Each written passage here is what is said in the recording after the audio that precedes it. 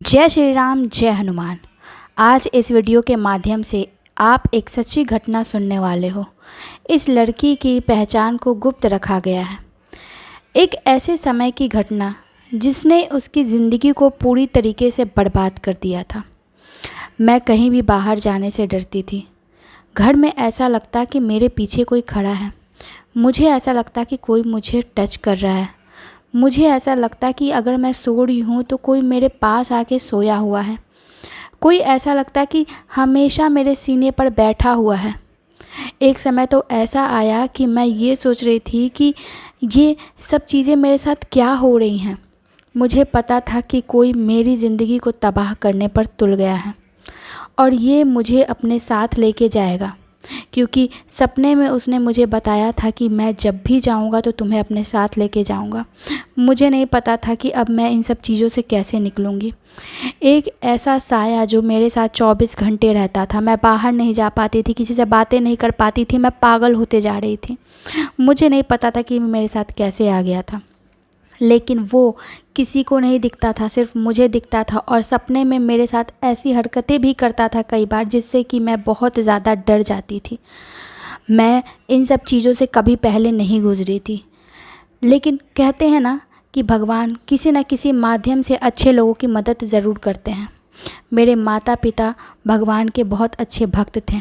शायद इसी वजह से भगवान ने मेरी मदद करने की सोची। पता नहीं क्यों अचानक मेरे पापा ने मुझे हनुमान चालीसा ला कर दिया और कहा कि तुम इसे पढ़ा करो, क्योंकि तुम बहुत ज़्यादा डर जाती हो सपनों में। सच्चाई मुझे पता थी कि मेरे साथ क्या हो रहा है। मेरे साथ हमेशा एक साया रहता है जो कि मुझे टच करते रहता है, जो कि मुझे अनकॉन्शियस फील करवाता है, अनकंफर्टेबल कर देता है। मैं ये जिससे भी ये बातें कहती तो लोग बोलते कि इस ज़माने की पढ़ी लिखी होकर तुम ऐसी बातें करती हो, लेकिन सपने में मुझे वो सारी सच्चाई आके बताता था। कई बार तो ऐसा प्रतीत होता था कि वो मेरे साथ ही घूम रहा है। जब भी माँ कहा करती कि चलो मंदिर मेरे साथ, मैं नहीं जाती।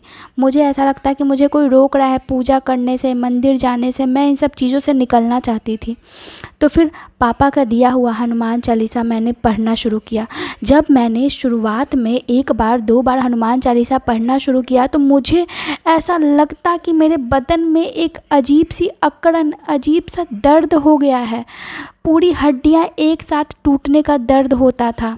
मैं नहीं पढ़ पाती थी। मेरे पूरे शरीर से पसीने गिरने लगते। दिन भर मुझे डर जैसा लगता, मेरी धड़कनें चलती रहती दिन भर। ऐसा लगता कि ये मैं नहीं डर रही हूँ, मेरे अंदर जो बैठा हुआ है वो डर रहा है हनुमान चालीसा पढ़ने से। लेकिन मैंने सोचा कि ये मैं नहीं डर रही हूँ, ये वो डर रहा है जिसे इस बात से डर लग रहा है कि मैं हनुमान चालीसा पढ़ रही हूँ। फिर मैंने सोचा कि नहीं, ये जो भी मेरे साथ एक्सपीरियंस हो रहा है, हाँ मुझे अच्छा नहीं लग रहा है, मेरी बॉडी पेन कर रही है, मैं वैसे भी परेशान हूँ, तो क्यों ना मैं रोज़ाना हनुमान चालीसा का पाठ करूँ। मैंने कहीं से सुना था कि संकल्प लेके हनुमान चालीसा का अगर पाठ किया जाता है तो वो काफ़ी ज़्यादा असरकारक होता है। मैंने भी संकल्प लिया और जैसे ही मैंने संकल्प अपना लेना शुरू किया, 11 दिन का, 5 से 6 दिन में ऐसा लगा कि मैं हनुमान चालीसा नहीं पढ़ पाऊँगी, मुझसे नहीं हो पाएगा। लेकिन मैंने सोचा कि ये मैं नहीं कर रही हूँ, मुझे कोई रोक रहा है जो मुझे हनुमान चालीसा नहीं पढ़ने दे रहा है। मैंने अपना हनुमान चालीसा का संकल्प पूरा किया और 11 दिन के बाद वो शक्ति मेरे सपने में आकर मुझे कहती है कि मैं तुम्हें छोड़कर जा रहा हूँ, क्योंकि तुम अब वो नहीं रही, तुम्हारे पीछे किसी और का पावर आ चुका है और वो है हनुमान जी का। जय श्री राम, जय हनुमान। जो भी उसके अंश मेरे शरीर में बाकी थे अब तक वो निकल चुके हैं। अब मैं रोज़ाना हनुमान चालीसा का पाठ करती हूँ। एक दिन भी ऐसा नहीं है कि मैं हनुमान चालीसा का पाठ छोड़ दूँ। मैं ये प्रयास करती हूँ कि एक दिन भी मुझसे ना छूटे। हाँ, कुछ ऐसे अपवित्र दिनों में मैं नहीं करती हूँ, लेकिन हनुमान जी ने मेरी ज़िंदगी बचा ली। मुझे वो सारी ज़िंदगी मिल गई जो मैं पहले जिया करती थी। मुझे तो ऐसा लगा था ये ज़िंदगी मेरी ख़त्म है, मेरे कर्मों का ही फल है, लेकिन ऐसा क्या है, तो मेरे माँ बाप के कर्मों का फल मुझे मिला और मुझे हनुमान जी की भक्ति प्राप्त हुई। हर हर महादेव, जय हनुमान, जय श्री राम, जय श्री राम।